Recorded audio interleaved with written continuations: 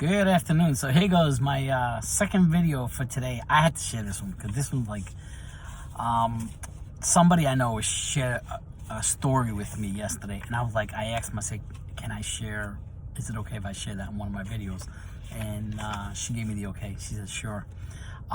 Anyway, so I wrote something because I replied. I sent an email to her replying about the story that she just shared with me. But I'm going to share the story with you guys first and then read everything that I wrote, that I sent to her. So she was telling me that her and her mom were down in Miami, in Florida. And they were in a car, on a road. And her mom's car got sideswiped. And instead of stepping on the brakes, she must have panicked and stepped on the gas. Well, they hit this ramp. And the ramp projected the car. Their car went flying up in the air, and then all of a sudden it went down head first into a lake. And the car hit the lake. The front windshield was shattered. The airbags were deployed, and she was like, I thank God that she was under control. She said that what she did was, the first thing she did as the car started sinking some, she unbuckled her mom's seatbelt because her mom couldn't swim. And then she unbuckled her own. And as the car is starting to sink into the water, they saw this guy. He was there. He had a knife in his hand. He's trying to bang the side windows, break the side windows. He was banging it with a knife, and it wasn't working. So then he goes back up. And as they're going down, she's taking her mom and she's pushing her mom towards the back of the car, towards the rear windshield, because that's where the pocket of air is. And her mom, didn't swim, and she swam, so she's pushing her mom. And all of a sudden, the back window breaks open, and it was this guy. And the guy had long hair. He had a beard, and he was like soaking wet. He had long hair and a beard. And so everybody so she's saying, take my mom. She doesn't know how to swim. So they wound up getting that. There's more people come to the scene, obviously, when you see something like that. So more people come to the scene. So they wound up getting out. And when they get out, their first thing was, her and her mom was like, where's the guy that helped us out? The guy wasn't there. The guy was gone. He was missing. So they were describing the guy to everybody else, and they're like, no, we didn't see anybody like that. We didn't see anybody like that. And her mom said to her, now her mom, she's not saved, but her mom is saved. Her mom said to her, that was Jesus. And I was like, I got goosebumps when she was telling me that story. And I was like, wow, what an amazing story. And she's like, she looked in the newspaper. She looked at pictures. She couldn't find this guy anywhere. The guy just disappeared. So I was really moved. So I sent her an email as I was thinking about her story. I sent her an email later on, and I said to her, I said, thank you for sharing such an amazing and powerful experience with me. Wow. Now here's my 2 cents, or more like $1.25, because I'm not just going to give 2 cents. So I wrote to her, as a Christian, I don't believe in coincidences. I believe everything happens for a reason and a purpose. It's up to us to dig deep to find out what that purpose is. Sadly, many people will chalk up how they've been spared from tragedy as mere luck. Yours has a reason and a purpose. I believe I know what it might be, but it's not what I believe that matters, but what you discover on your quest. Yes, I agree with your mom. That was Jesus, or at minimum, an angel. In the book of Hebrews, we read in 13:2, we read, don't forget to show hospitality to strangers, for by doing, some people have shown hospitality to angels without knowing it. And then I said to her, my friend's son died suddenly at 8 years old. This was years ago. As his casket was being lowered, a monarch butterfly came out of the grave. So she always related the monarch as her son being near. Years later, she was devastated and grieving for her little boy still. One day, she's sitting in her car, bawling her eyes out. She hears a tapping on her window. It was this homeless-looking man. She opened her window, and he said to her, I want you to know God feels your pain, and he wants you to know that Joey, that was her son's name, that Joey is fine. She placed her face in her hands for a couple of seconds, and when she looked up, the man was gone. She looked all around, and he was nowhere to be seen. Then she saw a monarch butterfly fly by her car. And where she was sitting, she told me where she was sitting, it was like an open area. So it wasn't like this person could have went around a corner or around a tree or into a car. It was just her. It's like where I'm sitting right now. I'm at a park and there's like nothing near me, and I can see, all around me. I can see for a long distance. So she was like that. She was like, I don't know where this guy went. I don't know where this guy went.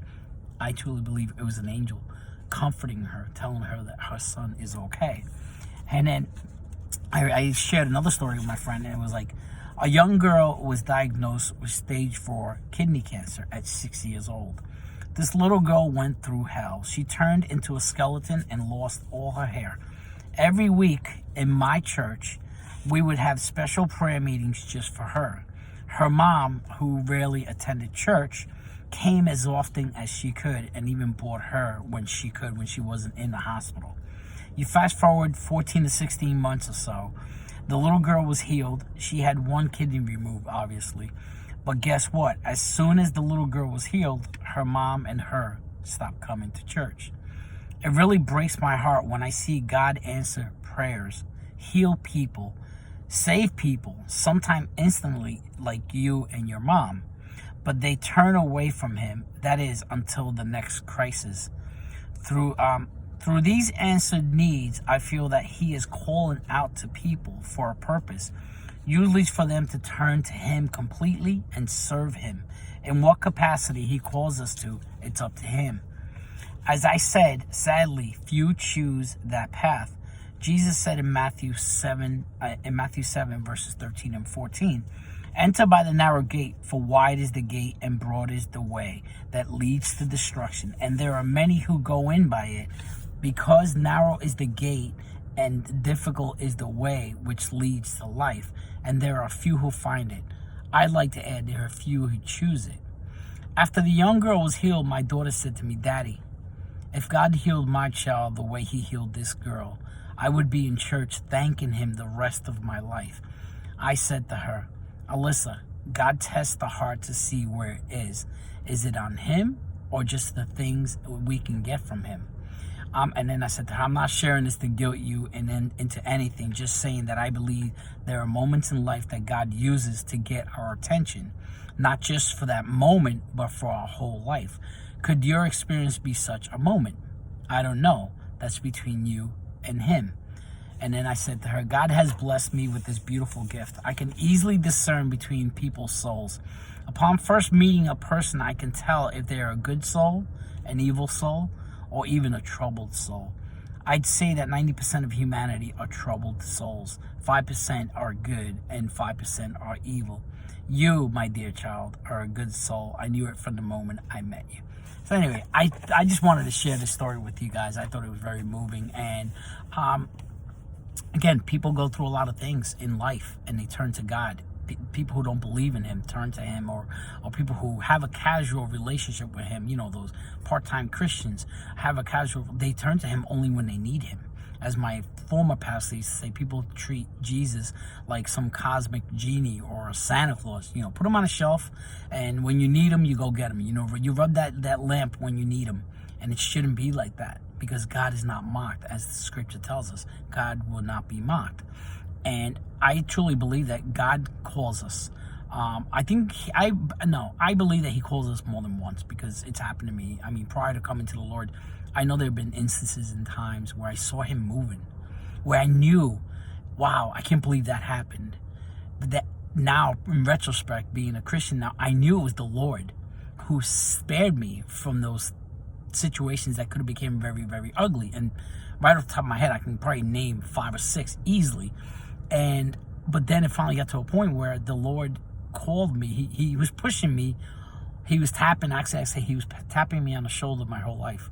And it got to the point where he was tired of tapping me to try to get my attention, and he just pushed me back in 2010 to the point where I'm like, I can't make it through this. I need you. And he was there. And since then, I've been devoted to him.